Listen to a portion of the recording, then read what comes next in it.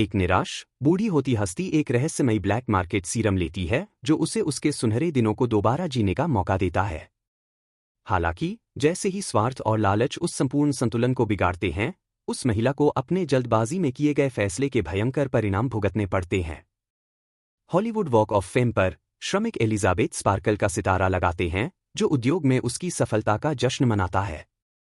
वर्षों में बदलते मौसमों और उस पर रोज चलते लोगों की भीड़ के कारण वह स्मारक दरारें डालने लगता है। वर्तमान में एलिजाबेथ अपने सुबह के aerobics TV show sparkle your life के नवीनतम एपिसोड की शूटिंग करती है। शूट के बाद थकी हुई सेलिब्रिटी एक लंबी गलियारे से गुजरती है, जहां कई कर्मचारी उसे 50वां जन्मदिन मुबारक कहते हैं। महिलाओं का शौचालय बंद होने के कारण वह पुरुषों का शौचालय इस्तेमाल करने का फैसला करती है, यह देखते हुए कि अंदर कोई नहीं है। जैसे ही वह एक स्टॉल में प्रवेश करती है, शो का निर्माता हार्वे फोन पर बात करते हुए पेशाब करने आता है। एलिजाबेथ सुनती है कि वह आदमी निर्दयता से कह रहा है कि उन्हें जल्द से जल्द किसी सुंदर और जवान व्यक्ति से उसकी जगह लेनी होगी। हार्वे के बाहर जाने के कुछ ही क्षण बाद दुखी महिला स्टॉल से बाहर निकलती है और सुने हुए बातों को समझने की कोशिश करती है। बाद में निर्माता उसे लंच पर बुलाता है और दुर्भाग्यपूर्ण खबर देता है। वह समझाता है कि दर्शक हमेशा कुछ नया चाहते हैं, इस बात का इशारा देते हुए कि वह शो की होस्टिंग जारी रखने के लिए बहुत बूढ़ी हो चुकी है। बातचीत को छोटा करने के लिए वह आदमी अपने दोस्त से बात करने के लिए टेबल से चला जाता है और हतप्रभ महिला अपने पेय में फंसी एक लाचार मक्खी को देखती है। उस दोपहर एलिजाबेथ हाईवे पर गाड़ी चलाती है और पल भर के लिए उस बिलबोर्ड को हटाते हुए मजदूरों को देखकर विचलित हो जाती है, जिस पर उसकी तस्वीर लगी होती है। अचानक एक अन्य वाहन उसके कार से टकराता है, जिससे एक बड़ा हादसा हो जाता है। अस्पताल में डॉक्टर उसे बताते हैं कि वह भाग्यशाली है कि उसे कोई चोट नहीं आई। हालांकि चार्ट पढ़ने के बाद डॉक्टर जब उसे जन्मदिन की शुभकामनाएं देते हैं, तो वह सेलिब्रिटी रोने लगती है। कुछ ही क्षणों बाद डॉक्टर अपने पेजर पर एक महत्वपूर्ण संदेश पाते हैं और परीक्षा कक्ष से बाहर चले जाते हैं। जैसे ही एलिजाबेथ कपड़े उठाने के लिए बढ़ती है ताकि वह अस्पताल की गाउन उतार सके, पुरुष नर्स उसे रोकते हैं और कहते हैं कि उन्हें एक अंतिम परीक्षण करना है। फिर वह आदमी उसकी पीठ की त्वचा को खींचता है, उसकी रीढ़ की हड्डी पर उंगली घुमाता है और कहता है कि वह एक अच्छी उम्मीदवार होगी, जिससे महिला उलझन में पड़ जाती है। जाने से पहले नर्स सेलिब्रिटी को उसका पीला कोट देता है और वह उसकी कलाई पर एक प्रमुख जन्मचिन्ह देखती है। अस्पताल के बाहर एलिजाबेथ अपनी जेबें देखती है और एक फ्लैश ड्राइव पाती है जिस पर द सब्सटेंस लिखा होता है। साथ में नर्स का एक नोट होता है जिसमें लिखा होता है कि इसने उसकी जिंदगी बदल दी। अचानक उत्साही फ्रेड महिला के पास आता है और उसे याद दिलाता है कि वे एक ही स्कूल में पढ़े थे। उम्मीद करते हुए कि वे कभी ड्रिंक के लिए मिल सकते हैं, वह आदमी कागज के एक टुकड़े पर अपना फोन नंबर लिखकर सेलिब्रिटी को दे देता है। अपने अपार्टमेंट में जिज्ञासु एलिजाबेथ फ्लैश ड्राइव को अपने टीवी में डालती है और वह स्वचालित रूप से एक वीडियो चलाता है। आवाज पूछती है कि क्या महिला ने कभी अपने से बेहतर संस्करण का सपना देखा है। वह कहता है कि द सब्सटेंस का एक इंजेक्शन उसके डीएनए को अनलॉक कर देगा और एक नई कोशिकीय विभाजन प्रक्रिया शुरू करेगा, जिससे उसके ही एक और संस्करण का निर्माण होगा। वीडियो बताता है कि वह उस प्रक्रिया की प्रमुख है, जिसका अर्थ है कि प्रक्रिया की निरंतरता में जो भी शामिल है वह सब उसी से आएगा।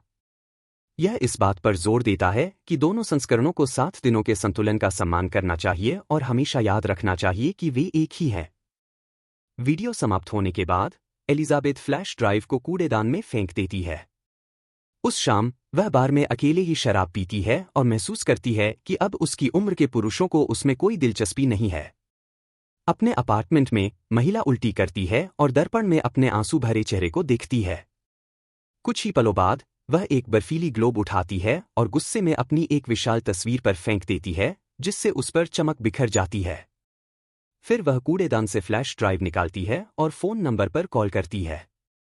कॉल के दौरान महिला कहती है कि वह एक ऑर्डर देना चाहती है और आवाज उसे सिर्फ एक पता देती है। अगले दिन नशे में धुत सेलिब्रिटी अखबार पढ़ती है और देखती है कि एक कास्टिंग कॉल उन युवा जीवंत महिलाओं के लिए है जो अगली एलिजाबेथ स्पार्कल बनना चाहती हैं। अपने मेल की जांच करते समय उसे एक रहस्यमय पैकेज मिलता है जिसमें 503 लेबल वाला एक की कार्ड होता है। जल्द ही वह महिला उस पते पर जाती है और रोलिंग दरवाज़ा खोलने के लिए कार्ड का उपयोग करती है। गलियारे के अंत में सेलिब्रिटी एक सफ़ेद कमरे में प्रवेश करती है और वह अपना बॉक्स निर्दिष्ट लॉकर के अंदर लेती है। अपार्टमेंट में एलिजाबेथ पैकेज खोलती है और एक्टिवेटर लेबल वाला एक बैग पाती है जिसमें एक सख्त चेतावनी होती है कि यह एक सिंगल यूज सीरम है और इसे तुरंत नष्ट कर दिया जाना चाहिए। और जब कास्टिंग डायरेक्टर उसका नाम पूछता है तो वह अपना परिचय सू के नाम से देती है। जल्द ही वह हार्वे से मिलती है जो कहता है कि वही वह है जिसे वे ढूंढ रहे थे और वे 2 हफ्तों में पहला एपिसोड प्रसारित करने का इरादा रखते हैं। हालांकि वह एक शेड्यूलिंग मुद्दे का जिक्र करती है, यह बताते हुए कि उसे अपनी बीमार मां की देखभाल के लिए हर दूसरे हफ्ते छुट्टी लेनी होगी। आश्चर्यजनक रूप से निर्माता को उसकी इस गुजारिश से कोई समस्या नहीं होती और वह उसके शेड्यूल के अनुसार काम करने पर सहमत हो जाता है। कुछ दिनों बाद सू एक फोटो शूट पूरा करती है और उसके नए शो का विज्ञापन करने वाला एक बिलबोर्ड अपार्टमेंट के सामने लग जाता है। हफ्ते के बाकी दिनों में वह महिला अपने डांसर्स के साथ रूटीन का अभ्यास करती है और नए कपड़े खरीदती है। 7 दिन पूरे होते ही वह स्विच कैन्युलस को अपनी और एलिजाबेथ की बाहों से जोड़ती है और ट्यूबों में बहता खून चेतना के आदान प्रदान का संकेत देता है। कुछ सेकंड बाद सेलिब्रिटी अचेत दूसरी स्वयं के ऊपर उठती है। नहाने के बाद एलिजाबेथ स्टूडियो लौटती है जहां हार्वे उसे उसके सामान का एक बॉक्स दे देता है, साथ ही एक उपहार भी जो उसने और अन्य कर्मचारियों ने उसे दिया था। अपार्टमेंट में वह महिला एक कैलेंडर पर सू का नाम मार्क करती है ताकि वे यह न भूलें कि कब स्विच करना है। अगले दिन उसे एक नोट मिलता है जिसमें कहा गया है कि उसकी रिफिल किट उसके लॉकर में पहुंचा दी गई है। तो सेलिब्रिटी पैकेज लेकर दवाइयों के कैबिनेट में उसे रखती है। अगले स्विच के बाद सू टीवी के सामने की कुर्सी पर गड्ढे का निशान देखती है और अनुमान लगाती है कि एलिजाबेथ ने अपना हफ्ता अपार्टमेंट में ही बिताया। यह समझते हुए कि उसे महिला के शरीर को सिर्फ बाथरूम के फर्श पर छोड़ने के बजाय उसे छुपाना होगा, वह एक दीवार तोड़कर उसे एक गुप्त कमरे में बदल देती है। तेज आवाज के कारण उसका पड़ोसी ओलिवर दरवाजे पर आकर शिकायत करता है। हालांकि जैसे ही वह खूबसूरत महिला को देखता है वह जल्दी से अपना गुस्सा भूल जाता है और उसके साथ फ्लर्ट करने लगता है। वह पूछता है कि एलिजाबेथ कहाँ है, तो सू झूठ बोलती है कि वह चली गई है और वह नई किराएदार है। बाद में वह महिला सेलिब्रिटी को बाथरूम में घसीटती है और उसे टाइल की दीवार के पीछे बने गुप्त कमरे में रख देती है। फिर वह लिविंग रूम से बड़े चित्र को हटा देती है और उसे छुपा देती है। जल्द ही सू अपने नए शो पंप इट अप का पहला एपिसोड शूट करती है। रूटीन के बाद खुश निर्माता उसकी अच्छी प्रस्तुति की तारीफ करता है। उस रात वह एक कसे हुए चमड़े के बॉडी सूट पहनती है और देखती है कि उसके पास फूड मैट्रिक्स सिर्फ कुछ घंटों के लिए ही बाकी है। फिर भी वह महिला अपने दोस्तों के साथ पार्टी करने का फैसला करती है। अंततः वह ट्रॉय के साथ अपार्टमेंट लौटती है और जैसे ही वे साथ में आगे बढ़ते हैं सू अपने कानों में बजती आवाज सुनती है और उसकी नाक से खून बहने लगता है। इसलिए वह गुप्त कमरे की ओर लड़खड़ाते हुए चलती है जहां वह एलिजाबेथ को संघर्ष करते हुए देखती है क्योंकि फूड मैट्रिक्स का बैग खाली है। हालांकि स्विच करने के बजाय महिला एक उपयोग किए गए कैनिस्टर से सेलिब्रिटी से एक दिन के लिए स्थिरता निकालती है ताकि उसे कुछ घंटे मिल सकें। कुछ ही क्षण बाद सू और ट्रॉय अपनी अंतरंगता को आगे बढ़ाते हैं, लेकिन जब ट्रॉय बॉडी सूट की जिप खोलता है तो उसकी पीठ से उसके अंग गिरने लगते हैं। अचानक एलिजाबेथ उठती है और यह देखकर कि दूसरी स्वयं की पीठ ठीक है वह समझ जाती है कि यह सिर्फ एक दुःस्वप्न था।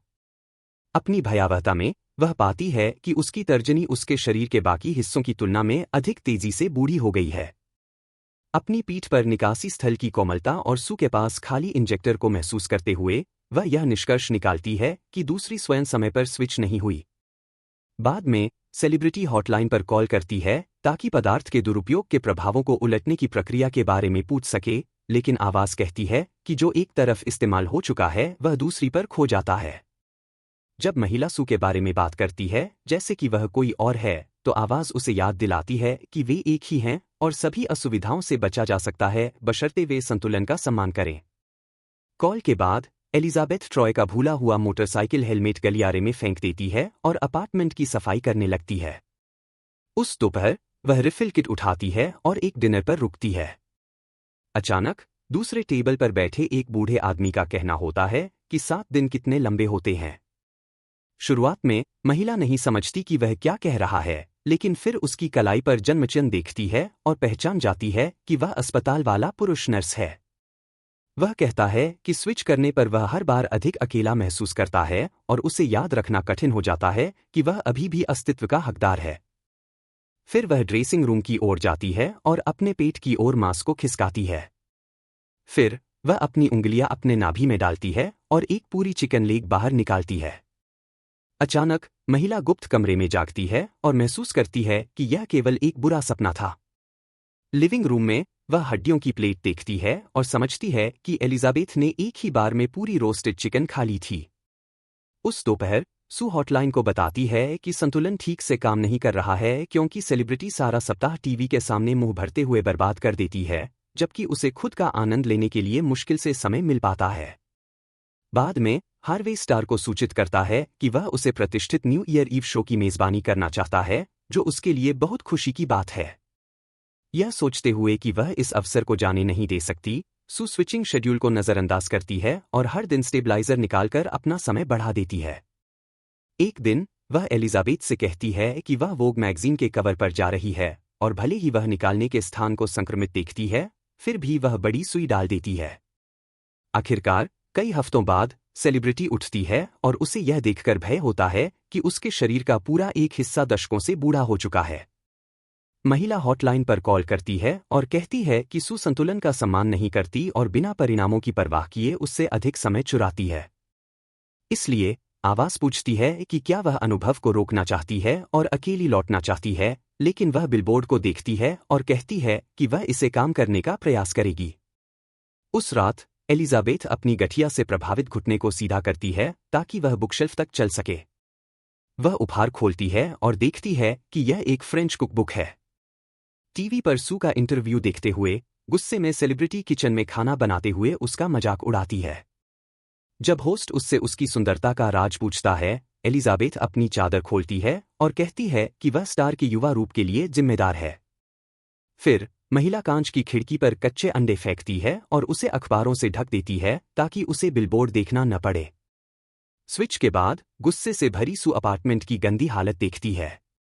जितना हो सके लंबे समय तक नए शरीर में रहने के लिए वह कई खाली कांच के जार इकट्ठा करती है और उन्हें स्टेबलाइजर से भर देती है। संक्रमित अवस्था की परवाह किए बिना वह बार बार बड़ी सुई का उपयोग करके जितना संभव हो उतना तरल निकालती है। 3 महीने बाद 30 दिसंबर को सू अपने शो के विज्ञापन वाले बिलबोर्ड को देखती है। फिर उसका बॉयफ्रेंड डिएगो पूछता है कि क्या वह बिस्तर पर आ रही है और वह कहती है कि वह तुरंत आ जाएगी। वह गुप्त कमरे में एक दिन का स्टेबलाइजर निकालने के लिए जाती है, लेकिन तरल का गहरा भूरा रंग देख घबरा जाती है, जो यह दर्शाता है कि शरीर ने अपना स्टेबलाइजर समाप्त कर दिया है। परेशान होकर सू हॉटलाइन पर कॉल करती है, लेकिन आवाज सिर्फ यह सलाह देती है कि स्विच कर ले ताकि मूल शरीर आपूर्ति को पुनः भर सके। बिना किसी विकल्प के वह बाथरूम में स्विच की प्रक्रिया शुरू करने के लिए घिसटती हुई जाती है। डिएगो शोर सुनता है और पूछता है कि क्या वह ठीक है। अपने भय में महिला देखती है कि वह एक बालहीन विकृत कुबड़ में बदल गई है। गुस्से में वह अपने बॉयफ्रेंड को बाहर निकलने का आदेश देती है और डर से भरकर वह आदमी अपार्टमेंट छोड़ देता है। कुछ ही देर बाद एलिजाबेथ हॉटलाइन पर कॉल करती है और कहती है कि वह इस अनुभव को रोकना चाहती है। फिर वह लिविंग रूम में बड़े चित्र को वापस लाती है। अगले दिन सेलिब्रिटी को एक नोट मिलता है जिसमें सूचित किया गया है कि अंतिम किट पहुंचा दी गई है। महिला सू के शरीर को लिविंग रूम में घसीटती है और उसके सीने में टर्मिनेशन सीरम का इंजेक्शन लगाती है। हालांकि चूंकि दोनों संस्करण एक ही चेतना साझा करते हैं, एलिजाबेथ अभी भी अपने दूसरे स्वयं की तरह ध्यान चाहती है, इसलिए वह पूरी खुराक देने से पहले रुक जाती है।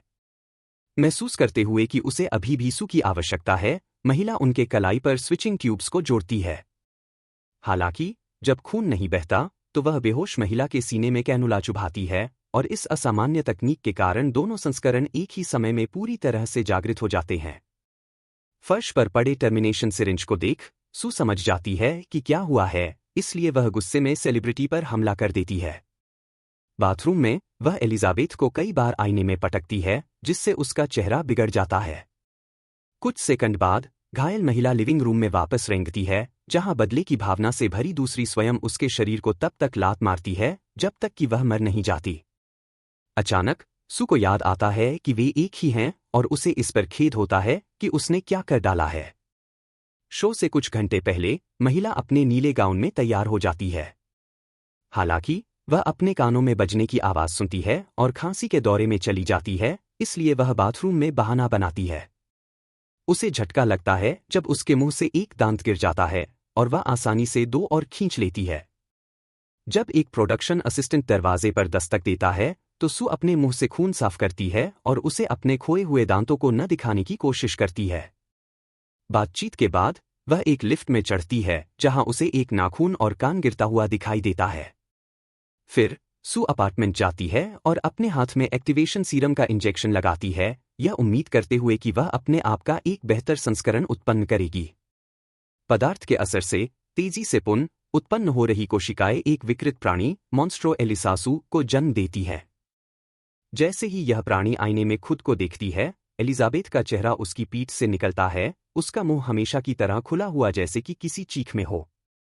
शो में समय पर पहुंचने के लिए दृढ़ संकल्पित, एलिसासू नीला बॉल गाउन पहनती है, कानों में झुमके डालती है और सेलिब्रिटी के चित्र का मास्क बना लेती है। बाद में वह स्टूडियो लौटती है, जहां उसे कल्पना होती है कि नेटवर्क कर्मचारी उसकी सराहना कर रहे हैं। अंततः न्यू ईयर ईव शो शुरू होता है और वह प्राणी मंच पर आता है।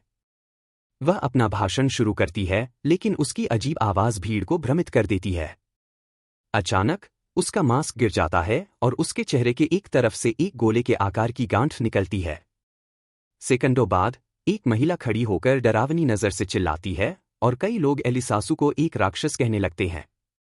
ऑडिटोरियम में अफरातफरी मच जाती है और हालांकि प्राणी जोर देकर कहता है कि वह अभी भी एलिजाबेथ है, एक आदमी उसे एक माइक्रोफोन स्टैंड से सिर काट देता है।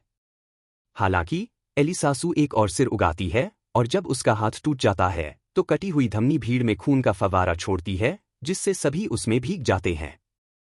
जल्द ही प्राणी सड़क में भाग निकलता है, लेकिन उसका कमजोर शरीर गिर जाता है और कंक्रीट पर गिरकर विसरा में बदल जाता है। कुछ ही देर बाद एलिजाबेथ का चेहरा खूनी ढेर से रेंगते हुए उसके वॉक ऑफ फेम के तारे पर